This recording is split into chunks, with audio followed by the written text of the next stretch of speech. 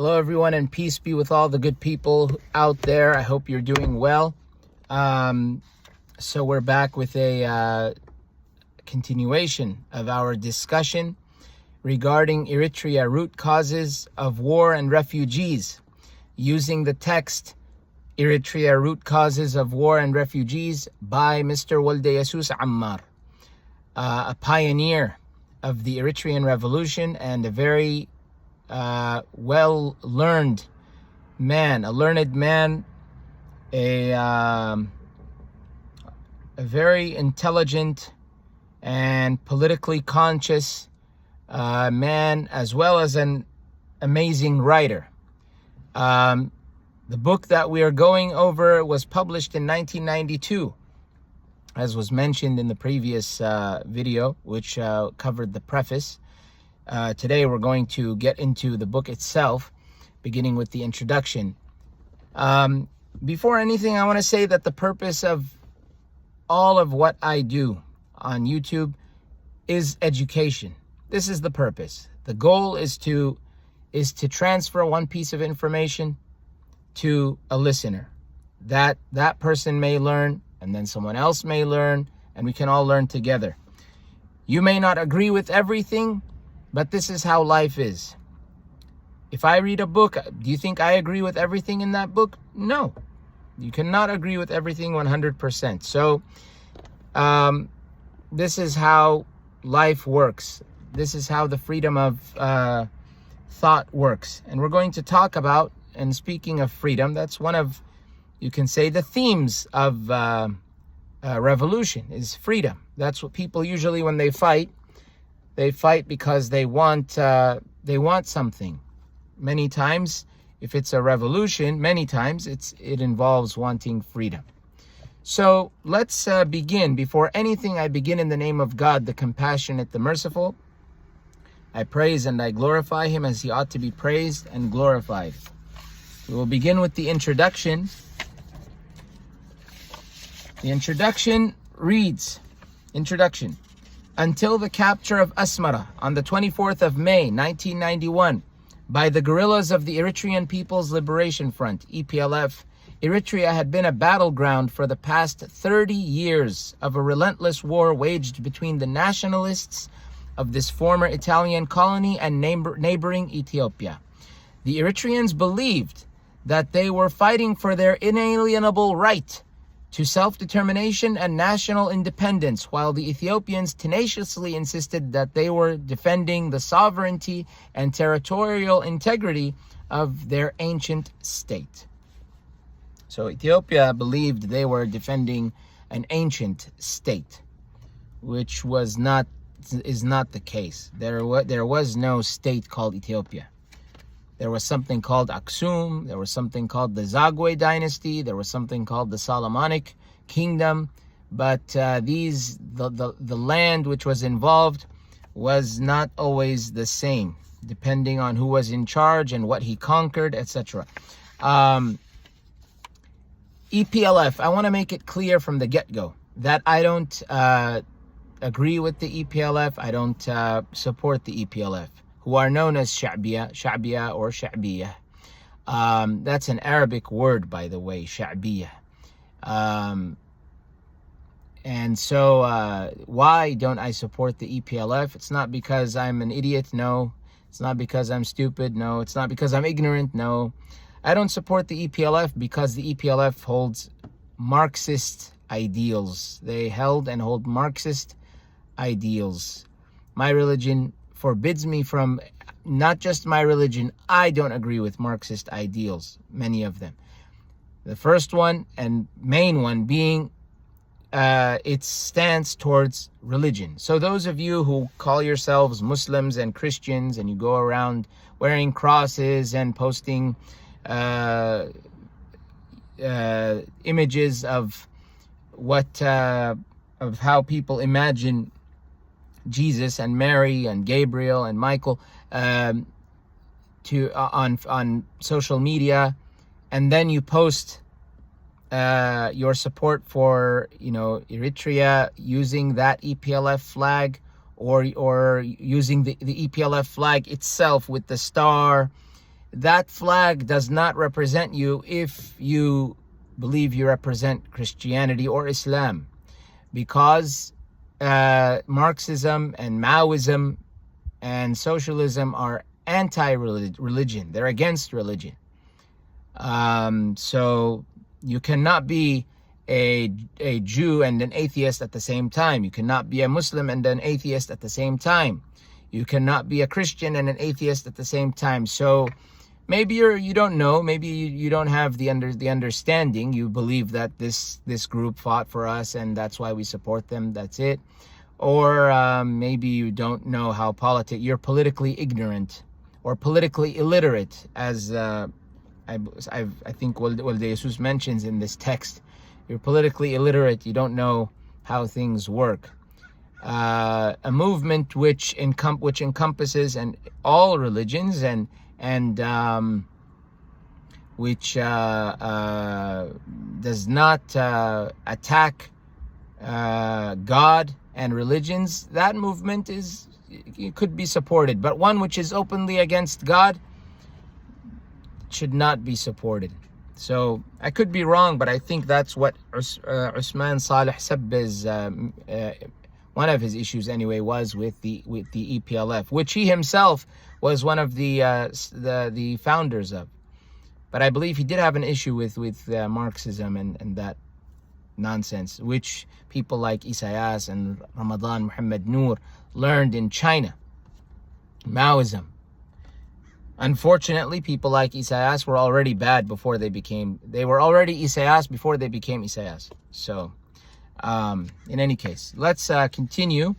So, however, the issues involved in the Ethio-Eritrean conflict were more complex than that. More complex than just nationalists, Eritrean nationalists fighting against Ethiopia, which believed that it was fighting for its ancient state. It was more complex than that. They included the issues. They included geopolitical, strategic, and socio-economic interests of global, regional, and local actors, ethnicity and religion, compounded with yawning underdevelopment, added intractability to this protracted social conflict. What is protracted social conflict? So this word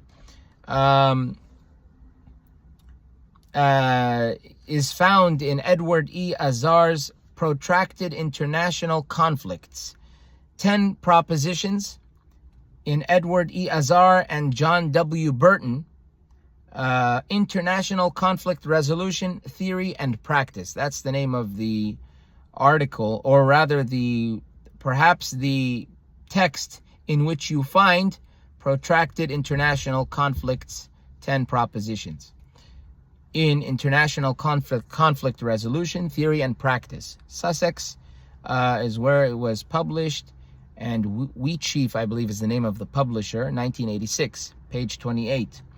The term suggests a protracted social conflict. The term suggests an ongoing problem which is quite difficult to solve.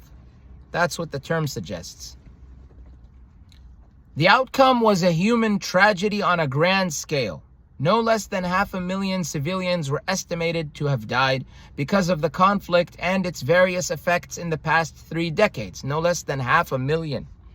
500,000 people died because of the conflict and its various effects in the past 3 decades. Past 3 decades meaning before 1992.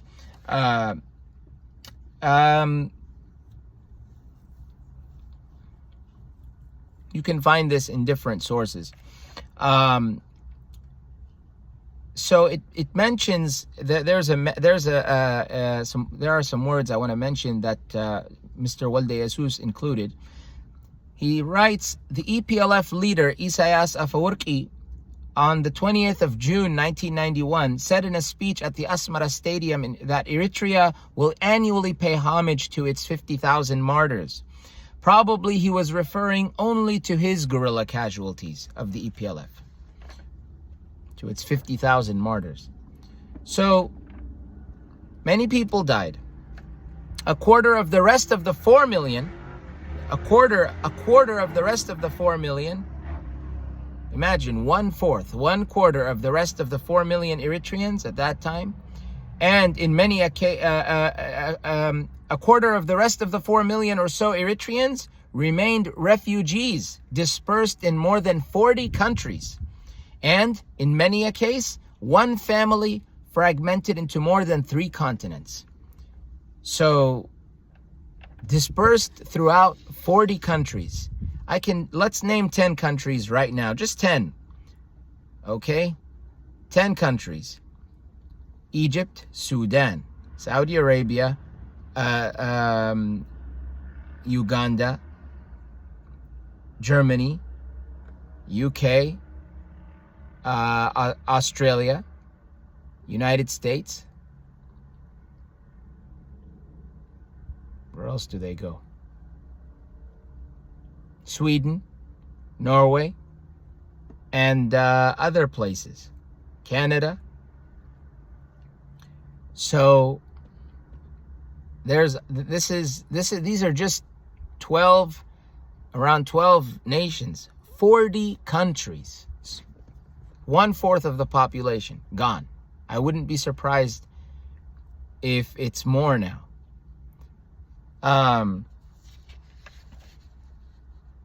In many a case, one family fragmented into more than 3 continents: Australia, North America, Europe.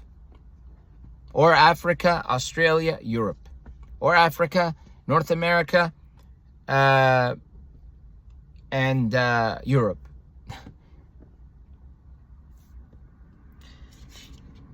Okay, the conflict had also been equally tragic to Ethiopia, whose famines and the state of extreme underdevelopment were exacerbated by the costly war in Eritrea, which greatly contributed in keeping it the poorest country in the world, with the lowest per capita gross national product of $130 in 1987.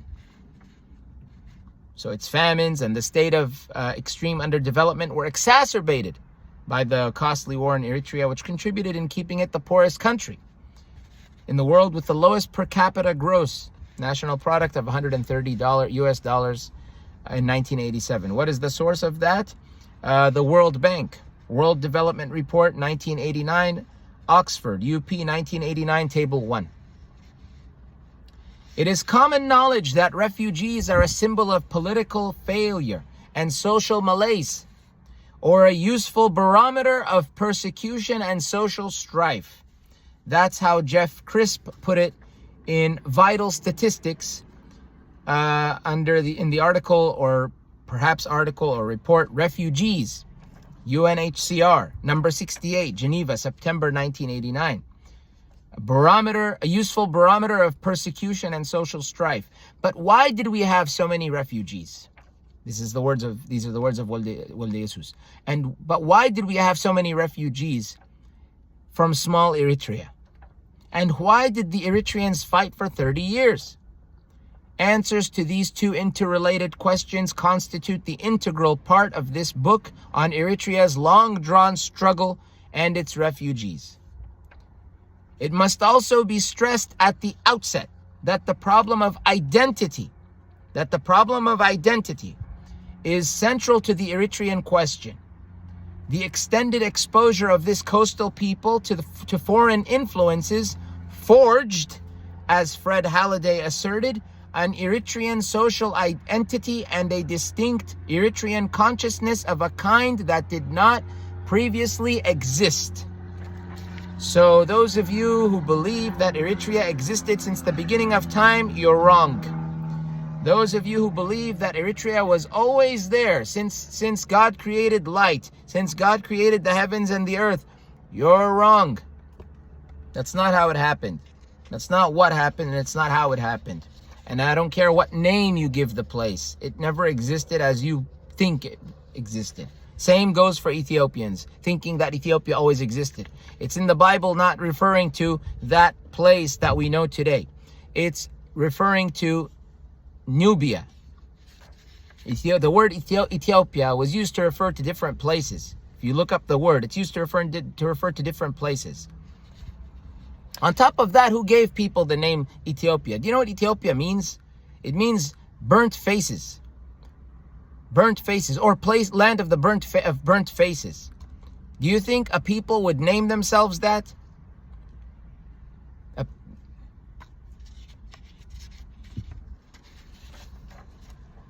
There's historical evidence. This is just logical evidence. I'm sure maybe people may not have a problem naming themselves that, but that's not what happened. Because Ethiopia is not an Amharic word. It's not an Ago word. It's not there's stolen land in Ethiopia belonging to the Somalis. It's not a Somali word. So what word is it? European. So, the extended exposure of this coastal people to foreign influences forged a new identity that did not previously exist. Yet, an important segment of this entity, Eritrea, an important segment of this entity found it less easy to cut its umbilical cord with the old Habasha, Abyssinia, to which it partly belonged. Who are we talking about? I'm very glad that Mr. Walde Jesus mentions this, and we will talk about this. Who is this? What is this entity that Mr. Walde Jesus is mentioning? We'll go into it. What is Habasha first of all? Because we have some. Habasha, okay? Habasha, the word Habasha denotes many meanings, many things in the region. The Muslims in the lowlands, in the lowland peripheries in Ethiopia and Eritrea use it in reference to the Amharic and Tigrinya speaking peoples of the plateau. They use it to refer to the Amharic and Tigrinya speaking peoples of the plateau. What is the plateau? It's the highlands. Okay, in Eritrea, it's Saraye, Aklugzai, and Asmar, Hamasien, that area in Eritrea. In Ethiopia, it's Tigray, and also the Amhara region, perhaps. Whatever is the highlands, that's all, that's what it is. Kabasa. That's the plateau. It is also sometimes generalized by these two dominant groups, those who speak Tigrinya, who are native Tigrinya speakers, meaning Tigrayan and Tigrinya, as well as Amara, who speak Amharic, obviously. It is also sometimes generalized by these two dominant groups to mean all Ethiopians and Eritreans. By the way, this is not factual for all Eritreans and Ethiopians to be Habasha. Why? Because not every group is Habasha. Oromos are not Habasha. Afar are not Habasha. Blain, my tribe, is not Habasha. Agos in general are not Habasha. Saho are not Habasha. Irob are not Habasha. Kunama are not Habasha. Nara are not Habasha. Rashaid are not Habasha. Habasha refers to perhaps three people. Tigray from Eritrea, Tigrinya, and Tigray. The Tigrinya people of Tigray. That's what it refers to. These are the Habasha. And the Amara. Amara.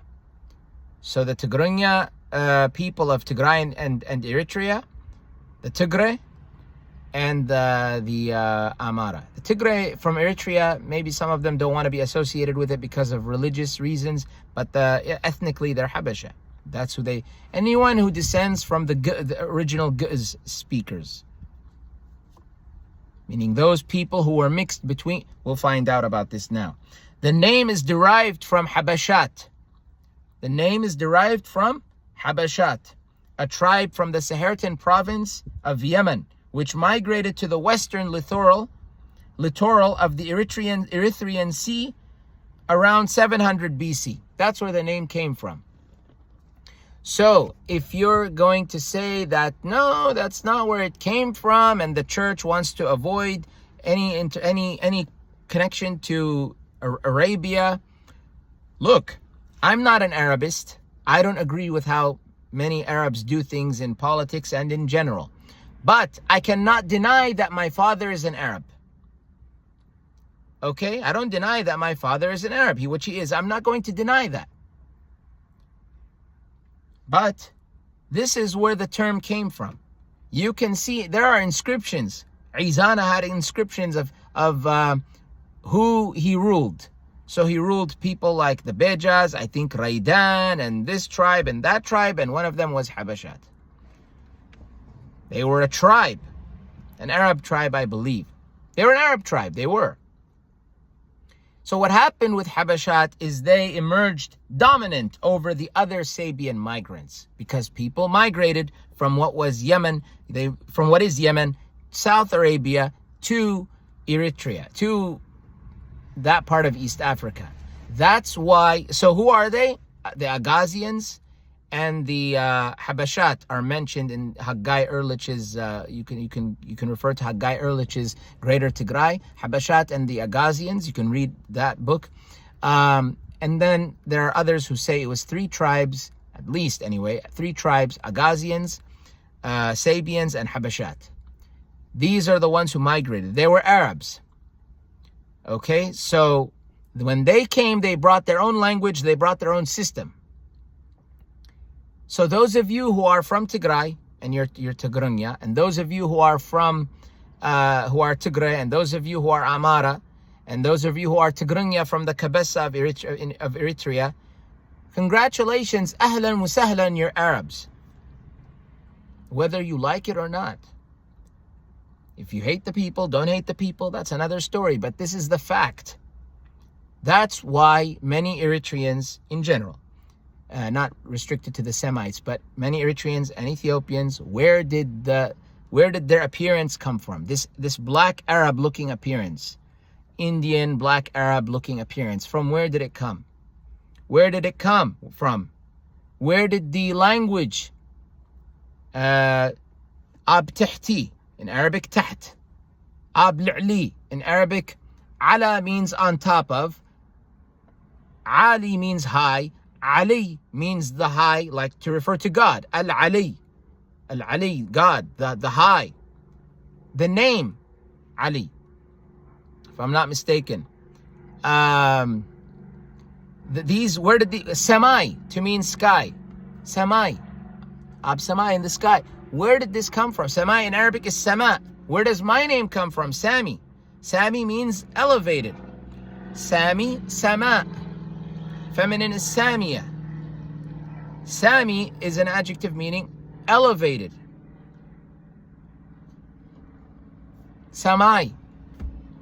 They're not loan words. If you're going to say that they're loan words, then half of Tigrinya and half of Guz and half of Tigray, they would all be, it would be loan words. What about the other half? Where did they come from? Tigrinya is a mix, is a descendant of Guz, but they say it's a mix. Edward, I believe his name was Edward Ullendorf, in his book, The Languages of Ethiopia, Semitic languages, he mentions that Tigrinya is a mix between Ago and Guz. Same with Amharic. Tigray, he says, Tigray, which is spoken in Eritrea, is a mix between Guz and Beja. So that's where it comes from. You don't believe me? Look it up. Don't take my word for it, like LeVar Burton used to say on Reading Rainbow, children's show on KQED, American television.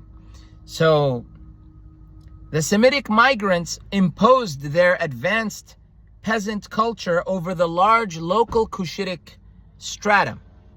See Spencer J. Trimmingham. Trimmingham is famous when it comes to Eritrea and Ethiopian history. Islam in Ethiopia, that's the name of the text. London, Frank Cass, 1965. I believe the publisher is Frank Cass, 1965, pages 32 to 34. So, the Cushitic stratum, the Cushites are who? Well, Agos, Saho, Irop, Afar, Oromo, Somali, Sidama. Who am I missing? Beja. Even though Beja have Arab roots, many of us may have Arab roots. Blaine, if I didn't mention them, because they're Ago, Blaine. They're all Cushitic. There's a Cushitic stratum. What happened is some Semites came, they mixed with the locals, and now you have what you have. So now let's get to where we were. Yet an important segment of this entity found it less easy to cut its umbilical cord with the old Habasha, Abyssinia, to which it partly belonged. The non-Highlander, I will emphasize this part of because this is very important. All of it is very important. The non-Highlander, non-Christian half of the Eritrean society, which has few unifying factors within itself, tragically failed to accept fully those in the other segment as trustworthy compatriots. The old rival forces of Islam and Christianity, interspersed with the new forces of Arabism, Eritrean territorial nationalism, and ethno-linguistic belongings, hindered integration and national unity in Eritrea. What happened? The non-Highlander, non-Christian, those who were not Christian and not from the highlands, meaning they were from the lowlands, possibly Afar too, they, I believe it was more lowlanders. That's what I think it was, more lowlanders. You read more about the lowlanders. The Afar, I don't think were all that affected, or they were, I don't think they may have been, but I don't think they were that much, they were as, I don't think they were as involved in this drama as the lowlanders were. I don't think that was the case, but I'm not sure. So the non-Highlander, non-Christian half of the Eritrean society, which has few unifying factors within itself. For instance, I can give you an example. So if my family comes from the lowlands, they're Blaine, from Karan. Okay, so if you have Blaine, who are, you have Blaine, and then you have Tigray, different tribe. Then you have the Bani Amir or the Beja groups, and then you have the Saho. You have all of them have Muslims. Some are mostly Muslim, if not 100% Muslim, but they're not united in when it comes to tribes. They're different tribes. It's different, completely different tribe. Now, whether they intermarry or not, that's another story, but they're different tribes. But Mr. Waldesu says they have few unifying factors within themselves. That half of the Eritrean society, the Muslim society, the non-Christian society, has few unifying factors within itself, tragically failed to accept those in the other segment as trustworthy compatriots. And that's what led to a kind of persecution. I'm glad he included this. It hindered integration and national unity in Eritrea. Imagine if the opposite was the case. Imagine if there was a unity. Imagine. It would have been a totally different ball game, totally different situation. Those who believe that Eritrea should not have seceded from Ethiopia, that's their opinion, and we should. Okay, you don't want to respect it, that's fine, but it's an opinion, and it deserves the right to exist. Those who say that, look at what happened to Eritrea, it should not have seceded from Ethiopia. What if Eritrea was united? Maybe it would have succeeded. Maybe it would have thrived. Maybe it would have done better than Ethiopia. I don't know. The people did not give it a chance. Give it a chance to let that happen. I'm a Muslim, but I believe in coexisting with non-Muslims. Yes, the Quran criticizes Christianity. Yes, with justice. But that doesn't mean that the Christian is not my brother in humanity. That doesn't mean that he's not my brother or she's not my sister in humanity. That doesn't mean that we persecute them. That doesn't mean that we mistreat them. Not at all. You want to know something? I'm all for naming children names which the Christians are known to use. I'm all for that. Every time when Eritreans, they name, their children, they're always naming them Ahmed or Muhammad or Uthman, which is pronounced Usman because Tha doesn't exist in the Ge'ez alphabet. So Uthman, Idris. So Idris is an Arabized version of Henok. It's the Arabized name. Ishaq is the Arabized version of Yishaq or Yishaq. Yishaq, I believe it is. Forgive me for forgetting. Ibrahim is Abraham.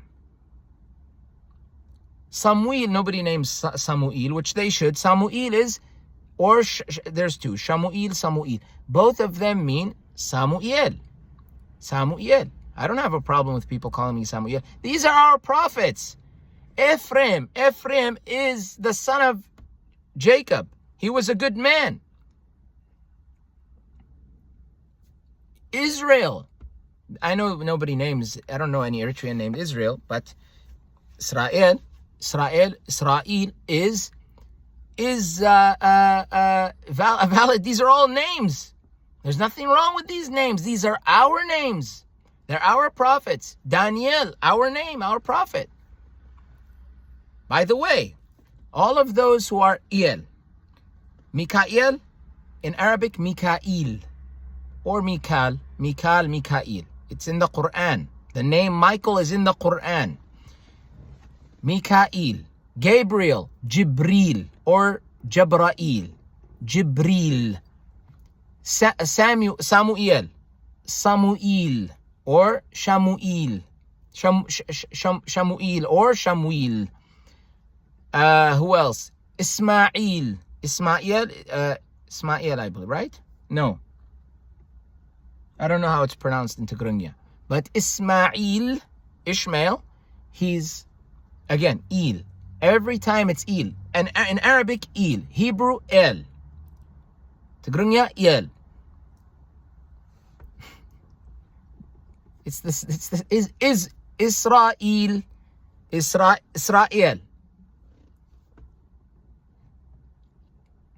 You know what Ishaq means, by the way? Ishaq, in the Quran, you could actually, when you read about how the wife of Abraham left because her husband was old and she was old. How can she have a baby?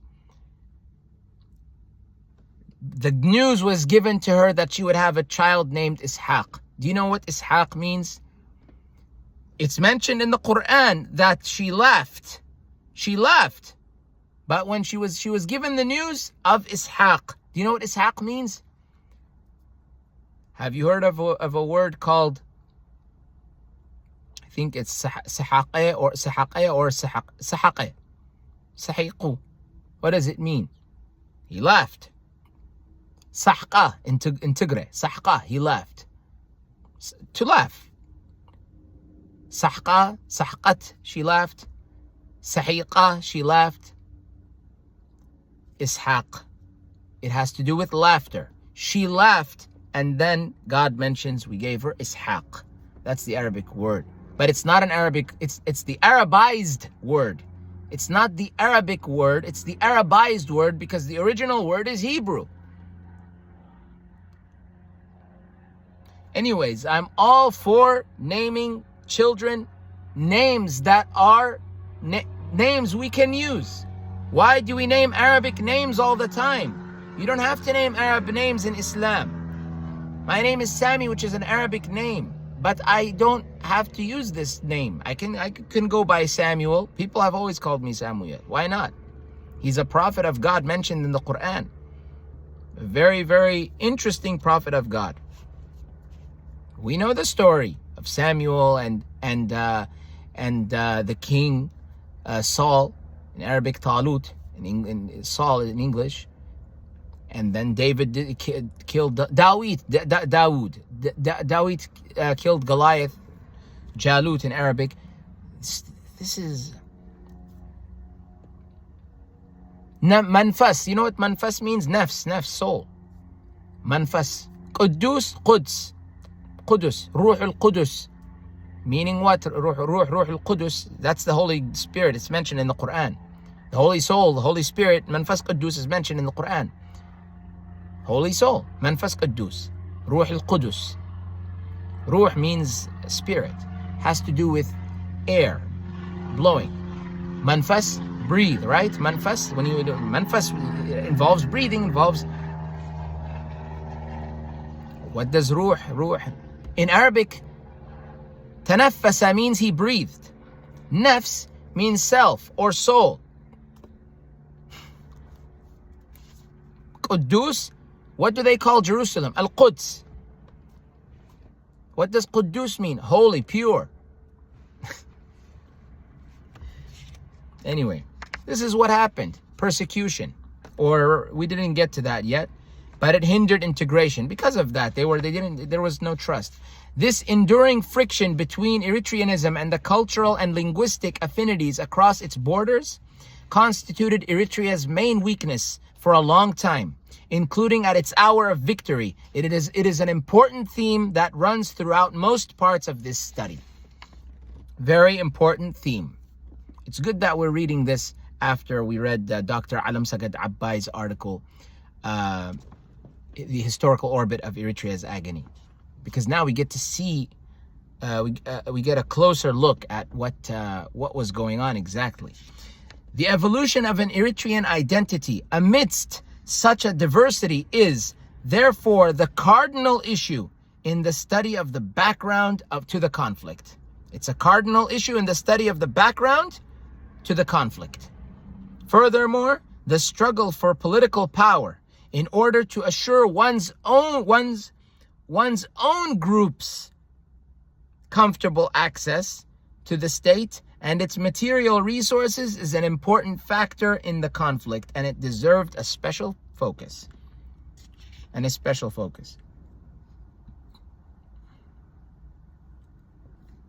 examination of the causes of refugee flights from Eritrea, the quality and the role of these refugees in the liberation struggle, and its internalization is definitely another issue of great concern.